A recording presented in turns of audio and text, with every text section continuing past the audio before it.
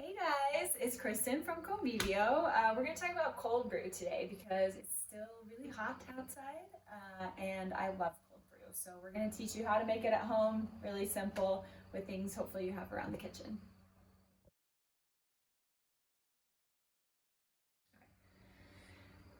So the first thing that you need is some kind of filter. So I have a cheesecloth here.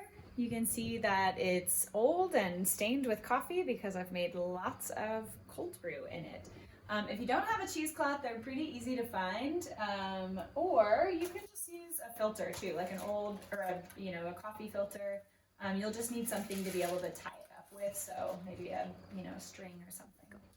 All right, so the next step is that you're gonna need to measure out your coffee and then put it into your cheesecloth or your filter. So for today, we're gonna show you how to make enough concentrate for a pint glass. And so for the concentrate, we do a 1-to-4 ratio. So you'll do 100 grams of coffee to 400 grams of water. And so I've got my coffee already measured out here.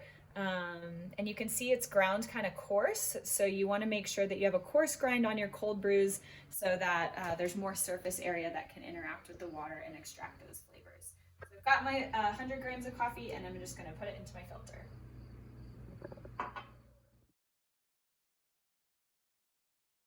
So a lot of people ask us what kind of coffee they should use for their cold brew. So we have two recommendations. You always kind of want like a darker, a medium, or a dark roast for your cold brew. They just tend to do better.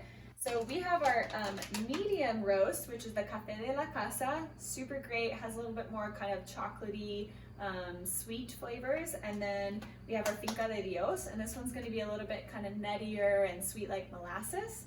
And so either of these would be really great for your cold brew at home.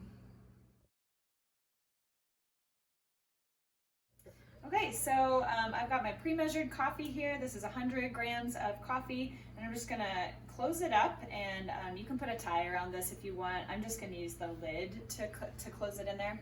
So now I'm gonna put it in my jar and pour my water on top. You always want cold water, so cold brew is all about keeping it cold the whole time. We're not letting the coffee interact with any kind of hot water. So cold water on top, and I'll fill it to the top.